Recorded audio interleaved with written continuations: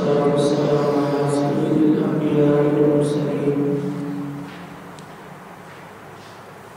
أما بعد فأعوذ بالله من الشيطان الرجيم بسم الله الرحمن الرحيم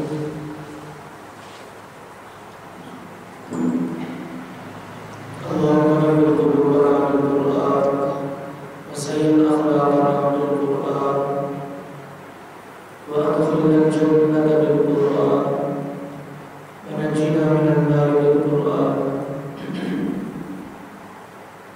مولاي صل وسلم دائما أبدا على حبيبك خير الخلق كلهم والحبيب الذي ترجى شفاعته لكل حر من الأربع المتقين مولاي صل وسلم دائما أبدا على حبيبك خير الخلق كلهم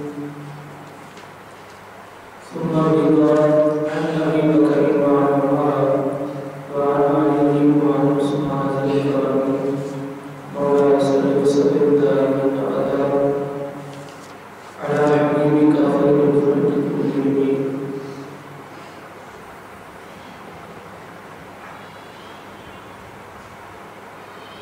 يا رب بالمصطفى بلغ مقاصدنا يا رب بالمصطفى بلغ مقاصدنا واغفر لنا ما مات يا واسع الكرم مولاي صل وسلم دائما ابدا على حبيبك خير الخلق كلهم يا رسول الله سبحاننا يا حبيب الله اسمع قالنا إن لي في البحر هم مغرق خذ يدي سبيل لنا أشكالنا قال الله تعالى وتبارك وتعالى في شأن حبيبه الكريم الأمين إن الله وملائكته يصلون على النبي يا أيها الذين آمنوا صلوا عليه وسلموا تسليما الصلاة والسلام عليك يا رسول الله وعلى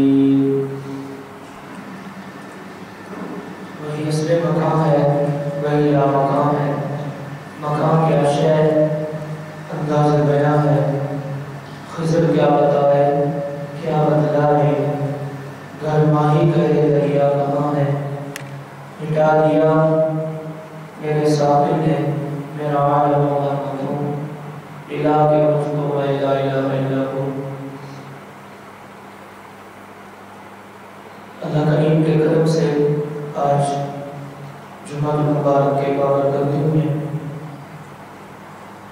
ہم اللہ کے دربار میں حاضر ہیں۔ اللہ کریم ہمارا آنا بیٹھنا اور سننا سنانا اپنی بارگاہ عالیہ میں قبول فرمائے اور ہم سب کو جو سنے سنائیں اس پر عمل کرنے کی توفیق عطا فرمائے، کیونکہ اعمال کا دار و مدار نیتوں پر ہے۔ جس کی نیت اچھی ہوگی اللہ کریم کی بارگاہ میں اعلیٰ مقام حاصل کر دے گا، اور نیت سے پہلے ایمان شرط ہے۔ ایمان نہ ہو تو کسی چیز کا فائدہ نہیں، اور ایمان کی تقویت اسی وقت ملتی ہے جب جتنا ہو سکے اللہ پاک کے قریب ہونے کی کوشش کرے بندہ، اور جو کافر ہے جس کے پاس ایمان نہیں، جس کے پاس یقین نہیں،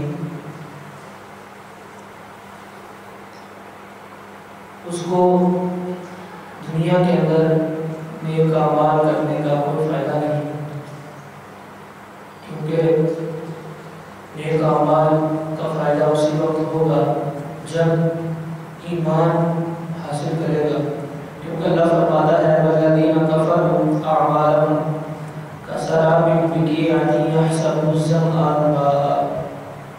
وہ لوگ جو کافر ہیں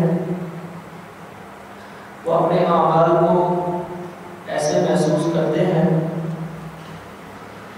جیسے دھوپ کے اندر چمکتی ریت، اور اس چمکتی ریت میں وہ پانی محسوس کرتے ہیں جب ان کو پیاس لگتی ہے۔ حَتَّى إِذَا جَاءَهُ لَمْ يَجِدْهُ شَيْئًا فَوَجَدَ اللَّهَ عِندَهُ فَوَفَّاهُ حِسَابَهُ۔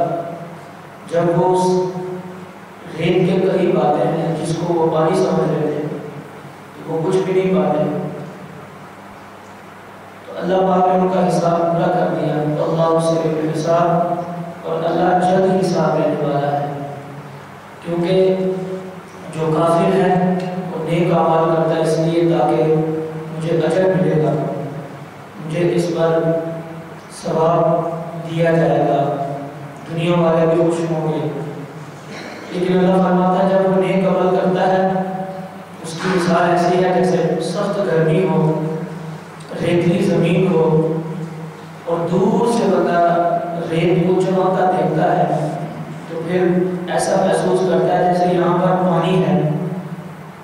تو کافر کی مثال بھی ایسی ہے کہ جب وہ نیک عمل کرتا ہے تو وہ سمجھتا ہے مجھے اجر ملے گا، لیکن جب اس کو موت آ جاتی ہے اس کے نیک عمل کا کوئی ثواب نہیں ملتا، کوئی اجر نہیں دیا جاتا، کیونکہ اجر اسی صورت میں اللہ عطا فرمائے گا کہ جب بندے کے پاس ایمان ہوگا۔ تو اسی کی مثال اللہ پاک نے ارشاد فرمائی ہے کہ جب گرمی کے اندر بندہ ریت کے قریب جاتا ہے جہاں پر پانی محسوس ہوتا ہے لیکن قریب جاتا ہے تو پانی نہیں ہوتا، اسی طرح موت آئے گی تو سارے اعمال اس کے ختم ہو جائیں گے، صرف ایمان والوں کو ایمان کی وجہ سے اللہ پاک اجر عطا فرمائے گا۔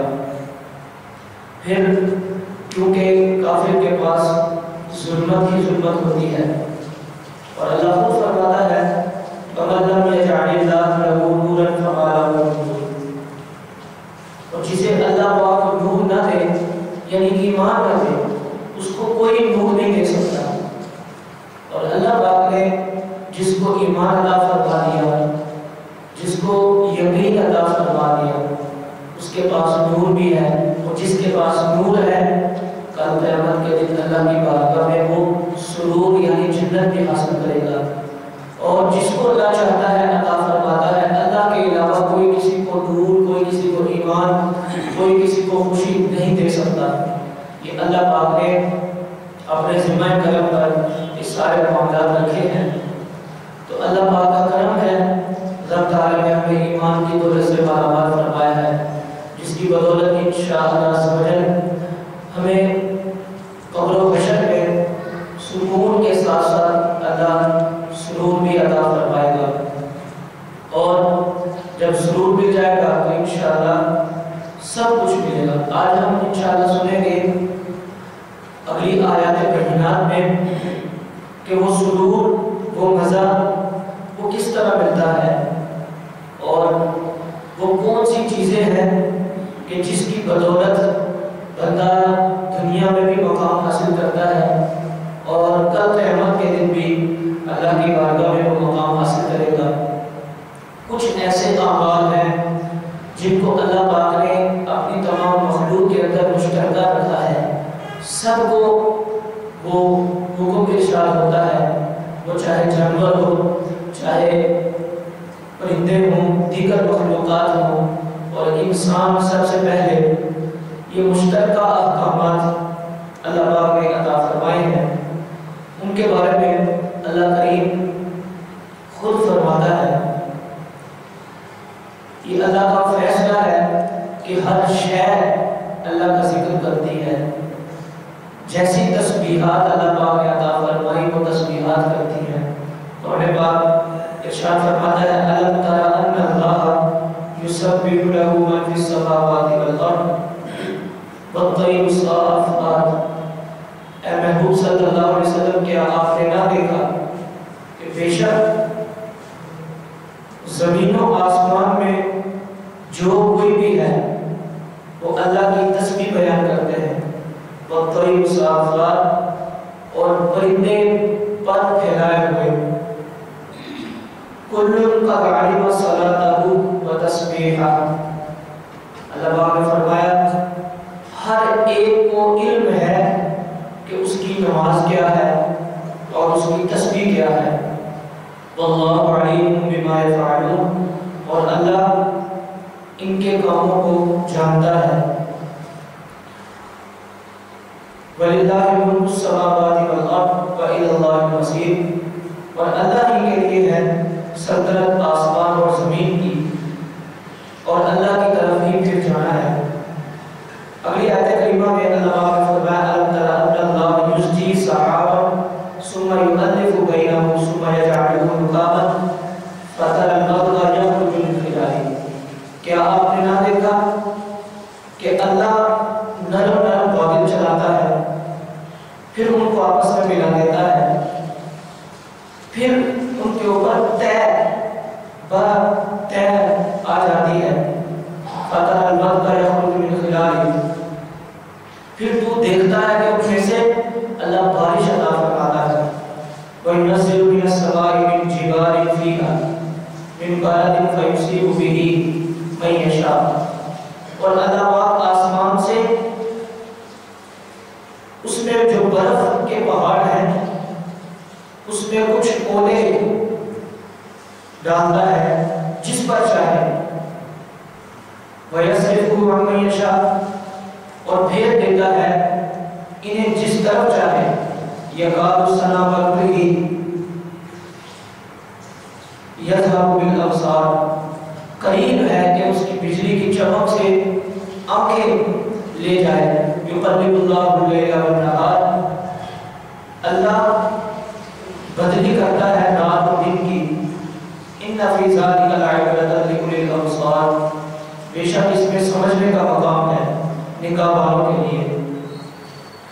جو پچھلی آیت کریمہ ہے اس پر انشاءاللہ میں بعد میں ذکر کروں گا. میں نے اس آیت کریمہ پر کیونکہ جو اگلی آیت میں ان کا ملاپ کر کے عرض کرنے کی کوشش کروں گا. اس آیت کریمہ میں اللہ پاک نے اپنی شان بیان فرمائی ہے کہ ہم نرم نرم بادل دیتے ہیں پھر اس کے اندر طے لگی ہوتی ہے بادلوں کی. پھر اس کے بعد اللہ پاک انہی بادلوں کے اندر سے پانی بھی برساتا ہے. وہ بارش نکلتی ہے. جب بارش نکلتی ہے پہاڑوں کے اوپر بھی آتی ہے. پھر اللہ پاک اسی بارش کے اندر سے رب کی قدرت دیکھیں پہاڑوں کے ایک ایسے بھی معاملات ہوتے ہیں کہ جہاں پر برف ہی برف ہوتی ہے. یہ اللہ کی شان ہے. پھر برف کے پہاڑ کے ساتھ ساتھ یہ بھی اللہ کی شان ہے کہ اللہ چاہتا ہے کہ کسی بھی علاقے کے اندر اولے گراتا ہے. یعنی برف کی چھوٹی چھوٹی ٹکڑیاں ہم نے کئی بار دیکھی ہوگی. وہ ہمارے گھروں میں آ کر گرتی ہیں, ہماری چھتوں پہ گرتی ہیں, گلی محلوں میں ہم دیکھتے ہیں. یہ اللہ کی شان ہے. یہ اللہ کی عظمت ہے کہ اللہ پاک آسمان سے برف نازل فرماتا ہے. کیوں؟ اس لیے کہ سمجھنے والے سمجھ جائیں کہ اللہ کی قدرت کتنی اعلیٰ ہے. پھر ایک اور بات, يَقَالُ السَّلَامُ بَرْقِهِ يَذْهَبُ بِالْأَبْصَارِ. جب بادل آتا ہے, بجلی کی چمک آتی ہے, تو ہم جب باہر نکلتے ہیں تو ایسا محسوس ہوتا ہے کہ ہماری آنکھیں جو ہے وہ چلی جائیں گی, اتنی تیز بجلی ہوتی ہے. اور پھر اس کے ساتھ ساتھ جب بجلی چمکتی ہے ہمارے گھر والے ہمیں منع کرتے ہیں باہر نہ جاؤ. ہم جب اگر مجبوری میں نکلتے بھی ہیں تو کلمہ پڑھتے ہیں, استغفار پڑھتے ہیں کہ ہمیں تکلیف نہ آ جائے. ہمیں ڈر ہوتا ہے, خوف ہوتا ہے. یہ اللہ پاک کی شان ہے کہ اللہ پاک ہمیں سمجھاتا ہے. اللہ پاک ہمیں اپنی نشانی عطا فرماتا ہے کہ انسان میری شان کتنی اعلیٰ ہے کہ اگر میں چاہوں تو اسی بجلی کی کڑک سے تمہاری آنکھیں چلی جائیں, تمہارے کان ہی چلے جائیں, لیکن وہ کیا ہے کہ اللہ کی شان ہے، لیکن اللہ پاک اس کے باوجود اپنے بندے کو صحت و تندرستی عطا فرماتا ہے۔ اس کے باوجود اللہ پاک اپنے بندے کو اس طرح کی تکلیف میں مبتلا نہیں کرتا۔ اور ایک اور صفت ارشاد فرمائی، یقلب اللہ اللیل والنہار، اللہ پاک بدلتا ہے دن اور رات، دن اور رات تبدیل ہوتے ہیں۔ کیسی اللہ پاک نے نظام قدرت بنائی کہ دن اپنے ٹائم کے مطابق آ جاتا ہے، رات اپنے ٹائم کے مطابق آ جاتی ہے۔ کیوں یہ سب کچھ کیا؟ اللہ فرماتا ہے ان فی ذلک لعبرۃ لأولی الابصار، یہ میں نے بادل بنائے، ان میں طے لگی ہوئی ہے، الگ الگ بادل بنائے، وہاں سے بارش نکلتی ہے، پہاڑ ہے برف کے، پھر اولے گرتے ہیں، پھر اس کے ساتھ ساتھ بجلی کی چمک ہوتی ہے۔ دن اور رات کا بدلنا یہ کیوں ہے؟ اس لیے کہ جو عقل والے ہیں وہ اس سے نصیحت حاصل کریں، اس سے کچھ سیکھنے کا موقع تلاش کریں۔ یہاں دیکھیے ہر شخص کے بارے میں اللہ پاک نے نہیں فرمایا، بلکہ عقل والوں کو کہا کہ عقل والے اپنے آپ کو سدھارنے پر مجبور کریں، سیدھی جانب آئیں کہ اللہ کی شان کتنی اعلیٰ ہے، اللہ کی عظمت کتنی اعلیٰ ہے۔ پھر ساتھ ہی اللہ پاک نے فرمایا واللہ خلق کل دابۃ من ماء، اللہ پاک نے زمین پر ہر چلنے والا اس کو پانی سے بنایا۔ فمنہم من یمشی علی بطنہ، دیکھیں ان میں سے کچھ چلنے والا ایسا ہے جو اپنے پیٹ پر چلتا ہے، وَمِنْهُمْ مَنْ يَمْشِي عَلَىٰ رِجْلَيْنِ، اور ان میں سے کچھ چلنے والا دو پاؤں پر چلتا ہے، وَمِنْهُمْ مَنْ يَمْشِي عَلَىٰ أَرْبَعٍ، اور ان میں سے کچھ چلنے والا چار پاؤں پر چلتا ہے۔ يَخْلُقُ اللَّهُ مَا يَشَاءُ، اللہ بناتا ہے جسے چاہے۔ إِنَّ اللَّهَ عَلَىٰ كُلِّ شَيْءٍ قَدِيرٌ، بے شک اللہ ہر شے پر قادر ہے۔ دیکھیں اس آیت کریمہ میں بھی اللہ کی شان بڑی واضح ہو رہی ہے کہ اللہ پاک نے زمین پر چلنے والے کو پانی سے بنایا، اور پھر اللہ پاک چلنے والے کو رزق بھی عطا فرماتا ہے۔ وَمَا مِن دَابَّةٍ فِي الْأَرْضِ إِلَّا عَلَى اللَّهِ رِزْقُهَا، اللہ فرماتا ہے کوئی چلنے والا زمین پر ایسا نہیں جس کو ہم رزق نہ عطا فرمائیں، جس کو اپنی نعمتیں نہ عطا فرمائیں، یہ اللہ کی شان ہے۔ پھر ساتھ ہی فرمایا آپ نے کوئی کیڑا دیکھا ہوگا کہ جو زمین پر چل رہا ہوگا اپنے پیٹ کے اوپر، آپ حیران بھی ہوتے ہوں گے یار یہ کیڑا کیسے پیدا کیا گیا، یہ اپنے پیٹ کے اوپر چل رہا ہے، اس کے پاؤں نہیں ہیں، ظاہراً ہمیں پاؤں نظر نہیں آتے اس کے، اللہ فرماتا ہے وہ بھی ہم نے پیدا کیا۔ فَمِنْهُمْ مَنْ يَمْشِي عَلَىٰ بَطْنِهِ، کچھ ایسے چلنے والے ہیں وہ پیٹ کے اوپر چلتے ہیں، اور پھر فرمایا وَمِنْهُمْ مَنْ يَمْشِي عَلَىٰ رِجْلَيْنِ، اور کچھ چلنے والے ایسے ان کے دو پاؤں ہیں۔ انسان کے بارے میں اللہ پاک نے فرمایا دو پاؤں والا بھی ہے، وَمِنْهُمْ مَنْ يَمْشِي عَلَىٰ أَرْبَعٍ، کچھ چار پاؤں والے بھی ہیں جو زمین پر چلتے ہیں۔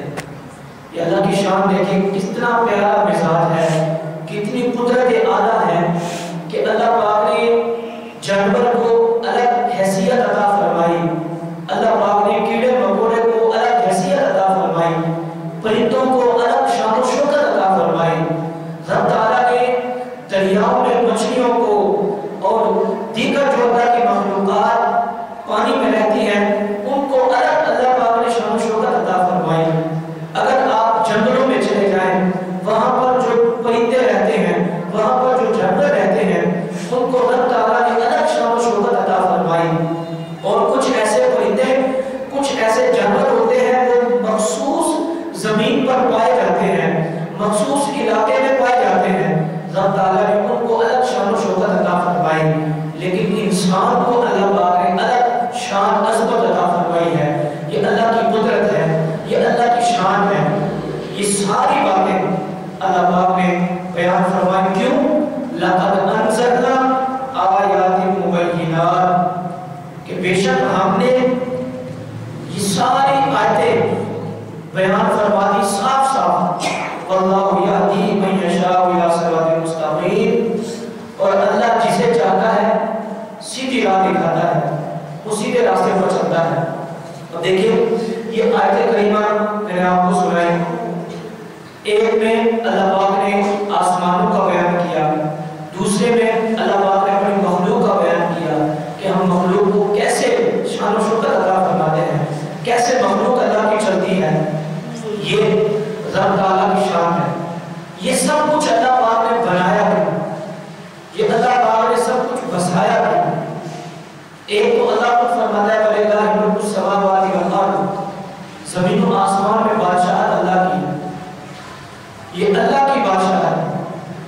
پرندے بنانا، جانور پیدا کرنا، انسان کو پیدا کرنا، یہ اللہ کی ذات کے لیے کوئی بڑی بات نہیں۔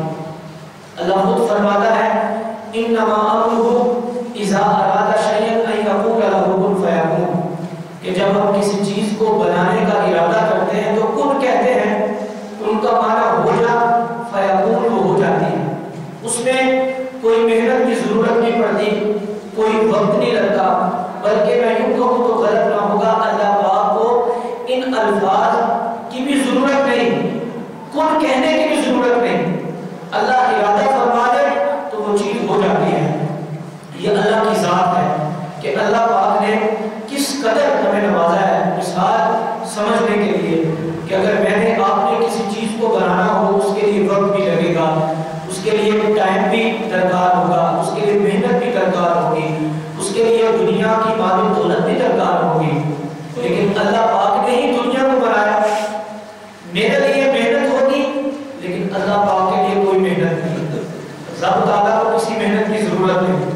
اب دیکھیں یہ ساری کائنات کو اللہ پاک نے بنایا اپنی مخلوق کو، کیوں؟ جو پہلے آیت بیان ہوئی، کیا محبوب صلی اللہ علیہ وسلم کیا آپ نے نہ دیکھا کہ زمین و آسمان میں جو کچھ ہے وہ اللہ کی تسبیح بیان کرتے ہیں، وہ اللہ کا نام لیتے ہیں؟ تو پتہ یہ چلا کہ اللہ کی مخلوق جانور ہوں، اللہ کی مخلوق پرندے ہوں، اللہ کی مخلوق کیڑے مکوڑے ہوں، یا کوئی اور چیز ہو، یا پہاڑ ہو یا کنکریاں ہوں، یہ سب کچھ اللہ کا نام لیتے ہیں، یہ اللہ کی تسبیح بیان کرتے ہیں۔ ایک حدیث پاک میں سرور عالم مجسم صلی اللہ علیہ وسلم نے ارشاد فرمایا کہ اللہ پاک نے ہر اپنی مخلوق کے لیے ایک تسبیح ارشاد فرمائی ہے، وہ تسبیح ہے سبحان اللہ و بحمدہ سبحان اللہ العظیم۔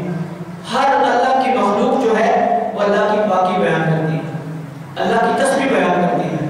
کیوں؟ اس لیے کل قد علم صلاتہ و تسبیحہ، انسان سمجھیں کہ اللہ پاک نے ہر اپنی مخلوق کو بتا دیا، علم عطا فرما دیا کہ اس کی نماز کیا ہے و تسبیحہ، اور اس کی تسبیح کیا ہے۔ جو بھی اللہ کی مخلوق ہے، جو بھی اللہ کی مخلوق جہاں پر بھی بستی ہے، اس کو پتا ہے کہ میری نماز کس طرح ہے، اس کو پتا ہے کہ میری تسبیح کیا ہے۔ آپ اپنی عقل سے سوچیں کہ چھوٹی سی چیونٹی ہوگی، ہماری عقل میں یہ بات نہیں آئے گی کہ اس کی نماز کیا ہوگی، اس کی تسبیح کیا ہوگی، لیکن اللہ فرماتا ہے اس چھوٹی سی چیونٹی کو بھی پتا ہے کہ اس کی نماز کیا ہے، اس کی تسبیح کیا ہے۔ پھر ہم سوچیں ذرا، پرندے اڑ رہے ہوتے ہیں، اڑتے اڑتے ہم سوچیں کہ یار ان کی نماز کیا ہے، ان کی تسبیح کیا ہے، ان کی زبان تو ہمیں سمجھ نہیں آتی، ہم حالانکہ عقل والے ہیں، ہم بولنے والے ہیں، لیکن اللہ فرماتا ہے ان کی بھی نماز ہے، ان کی بھی تسبیح ہے۔ یہ تو بیان کیا گیا کہ جب تک پرندہ آزاد رہتا ہے وہ اللہ کی تسبیح بیان کرتا رہتا ہے، ذکر اللہ کرتا رہتا ہے، جب وہ اللہ کا ذکر کرنا چھوڑ دیتا ہے تو اس کو قید کر دیا جاتا ہے، قید کیا جاتا ہے جب وہ اللہ کی تسبیح بیان کرنا چھوڑ دیتا ہے۔ تو ہم یوں سمجھ لیں کہ انسان جو ہے وہ نفس کا قیدی ہوا پڑا ہے، شیطان کا قیدی ہوا پڑا ہے، جس کی بدولت وہ اللہ کی تسبیح نہیں کرتا، نماز نہیں پڑھتا، جس کی بدولت وہ ذکر اللہ کرنے کی کوشش نہیں کرتا۔ آپ تسبیح کے بعد ایک بڑی خوبصورت روایت، آقا کریم صلی اللہ علیہ وسلم کہیں پر جا رہے تھے تو سیدنا ابو ذر غفاری رضی اللہ تعالیٰ کہتے ہیں کہ میں اکثر اوقات یہ کوشش کرتا کہ حضور اکیلے ہوں اور میں آپ صلی اللہ علیہ وسلم کے پاس بیٹھ کر کچھ سیکھ سکوں، کچھ باتیں آپ سے جان۔ ایک بار حضور اپنے آستانہ عالیہ سے نکلے تو میں بھی پیچھے ہو گیا، میں پیچھے پیچھے چلا تو آپ ایک جگہ پر جا کر بیٹھ گئے، تو میں بھی حضور کے ساتھ بیٹھ گیا۔ تو آپ نے پوچھا ہے ابو ذر کس لیے آئے؟ عرض کیا رسول اللہ صلی اللہ علیہ وسلم آپ سے کچھ سیکھنے کے لیے آیا تاکہ کچھ سیکھ سکوں۔ ابو ذر نے کہا یا رسول اللہ صلی اللہ علیہ وسلم علم جاننے کے لیے آیا۔ تھوڑی دیر کے بعد ابو ذر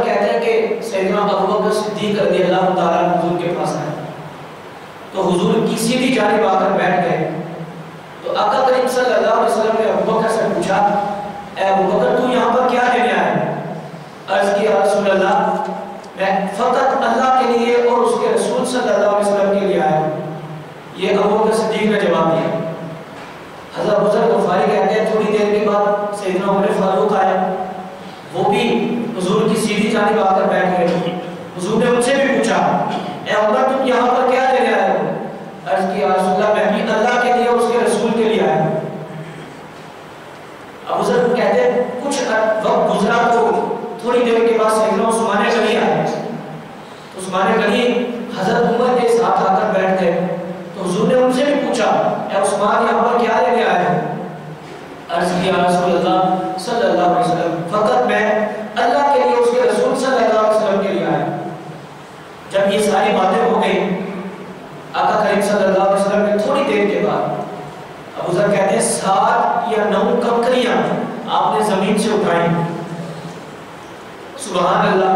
जब आका करीम सल्लल्लाहु अलैहि वसल्लम के हाथों में वो कंकरियां आई ना, सैयदना अबू ज़र ग़फ़ारी रज़ियल्लाहु ताला अन्हु कहते हैं मैंने अपने कानों से सुना कि वो कंकरियां अल्लाह की तस्बीह बयान कर रही थी। उनकी आवाज ऐसे आ रही थी जिस तरह शहद की मक्खी की आवाज आती है उसके गुजरने की, इस तरह की आवाज आ रही थी। थोड़ी देर हुजूर ने अपने हाथों में रखा और फिर उसके बाद वो जमीन पर रख दिया। जब जमीन पर रखा फिर उनकी आवाज नहीं आई। अल्लाह फरमाता है कि हर चीज अल्लाह की तस्बीह बयान करती है। कुछ वक्त गुजरा तो हुजूर ने वो कंकरियां दोबारा उठाई और उठाकर सैयदना अबू बकर सिद्दीक रज़ियल्लाहु ताला अन्हु के हाथ में रख दी।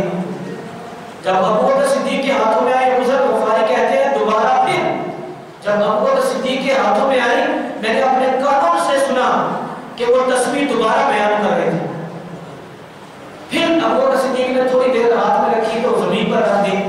हुजूर ने दूसरी बार फिर उठाई और उठाकर सैयदना उमर फारूक के हाथ में रख दी।